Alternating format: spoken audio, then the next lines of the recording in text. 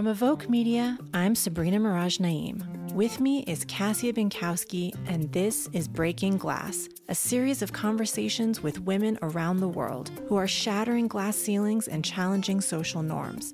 They are audacious, gutsy, and their stories are echoed across borders and generations in a rallying cry that is changing the narrative for women everywhere.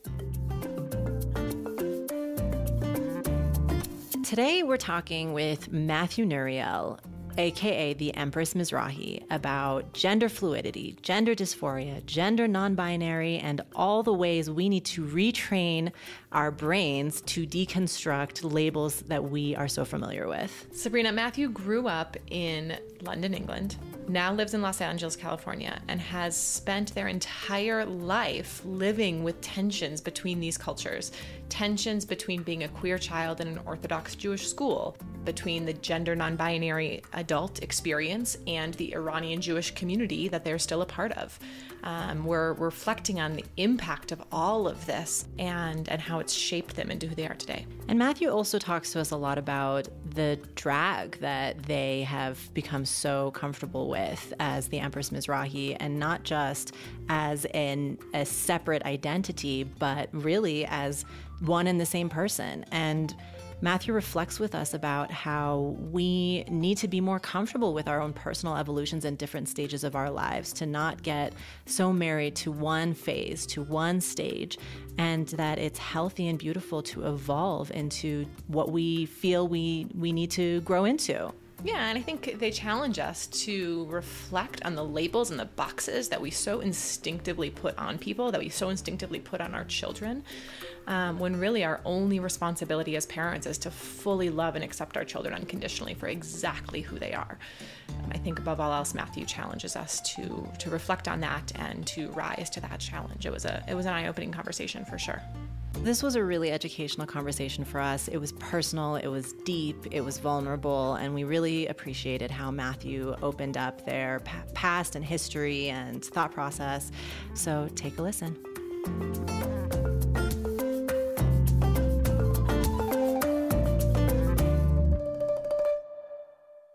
Hi, Matthew. Thank you so much for joining us. Hey, Sabrina and Cassia. Thank you so much for having me. Absolutely. We have some friends in common, and we both live in the kind of the same stomping grounds of the LA area, although that's not where I am right now, but you are, and it's good to have some mutual friends. So I'm excited to kind of dive into your story.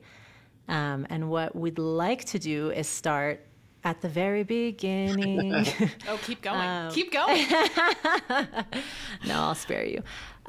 So you were born into an Iranian Jewish family in England, although your accent does not suggest such, I have to say. Tell us what was your family life like? What did your parents do? What was it like living in England in your kind of earlier years? So it was very interesting. So I don't have the accent because I left when I was 14 years old and came to Los Angeles. So my experience growing up Jewish and Iranian and queer as a little queer kid in the UK was a quite challenging one because my parents literally just moved there from Iran right maybe 6 months before I was born. And so they were pretty, they were very Iranian. And their idea of maintaining my Jewish identity was to put me into an Orthodox Ashkenazi Jewish school. So needless to say, I stuck out like a sore thumb. I was one of maybe 5 brown kids. Yeah, so I just want to clarify, though, for the people who are listening, because there's so much already to unpack there, which is that you went to an Orthodox Ashkenazi school. You were not Orthodox in your upbringing. You are also not Ashkenazi. Even though you are Jewish, it was, putting you into a whole other community of individuals who, in many other ways, you maybe didn't relate to as closely. And queer. Correct. Very well stated, yes. Yes, that's like a perfect environment for any child to thrive. Yeah. Right. And then add to that the fact that I was very queer, and when you're a little kid, you don't even know what that is. You don't, you just know that you're being yourself and people don't like it.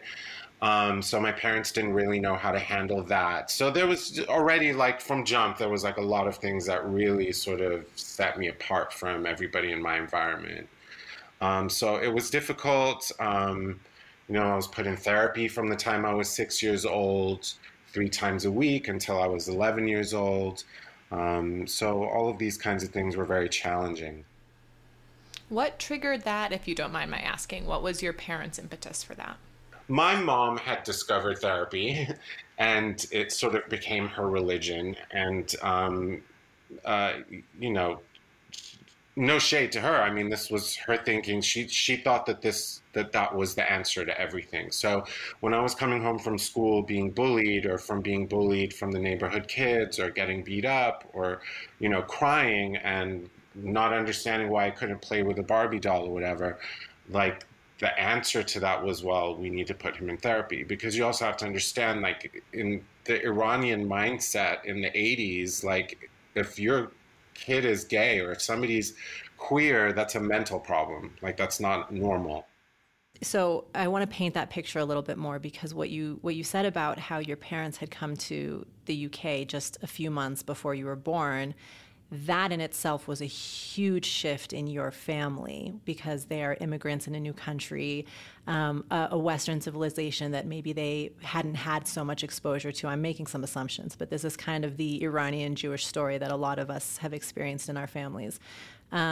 Maybe had to flee during unrest, uproot their entire lives, come to a country that they didn't understand as so well, that they maybe didn't speak the language so well, and then this kind of deep-seated fear that something is wrong with your son, God forbid, and to put you in therapy at a young age with the intention and the hope that, okay, now things are going to go in the better direction. But really what the end result of that was for you was much more damaging than if they had just kind of left you alone and like let you be who you were. Yeah, and beyond just leaving me alone, listen, therapy is great, but it's never, nothing can replace basic love of a parent to their child, right? I would have been fine with being bullied. I would have been fine with being, I remember being punched in the face when I was like 11 years old and being called a poof and all of this stuff. Like, it was traumatizing, but I think I would have been okay had my parents, when I went home crying, would have just hugged me and told me, I love you. There's nothing wrong with you. You're good. We love you. You're going to face these challenges, but it's going to be okay. I never got that. So that was a problem. And I'm not blaming them for anything. They didn't know any better. They genuinely didn't know. Like, they were dumbfounded. Well, we talk about that a lot. I mean, we talk about, how influential, sometimes for better, sometimes for worse, parents can be, but how it's, almost always well-intended, right? Everybody wants the best for their child, and everybody's doing the best that they can with what they've got and what they know. Yeah. Yeah, but we also talk about how sometimes the best intentions of the parents can be the most damaging results for their kids, and how challenging that is. And also, I have to say, Matthew, something that we've spoken about with other things is how sometimes not knowing better isn't enough of an excuse, right? It's tough to kind of, it's tough to sit with that, but in some cases, that's just true. I would say in every case that's true, because for me, when I say they didn't know any better, I'm kind of making excuses for them, because I love my mom's passed away since, and my dad is an amazing man. He lives in London still, and he's leaps and bounds from what he was when I was a little kid. Like, he completely accepts me. But the truth of the matter is, when I see friends who now have little children who are, 3, 4, 5, 6 years old, and I see how they interact with them, I can't kind of really understand being any other way with your infant child other than purely like